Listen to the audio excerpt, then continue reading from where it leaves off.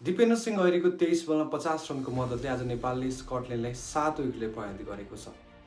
नेपालले आइसिसी टी20 विश्वकपको आफ्नो अन्तिम खेलमा स्कटल्यान्डलाई 7 विकेटले पराजित गरेको हो। टस दिएर पहिला बलिङ गरेको नेपालले स्कटल्यान्डलाई निर्धारित 20 ओभरमा 170 रनमा रोकेको थियो।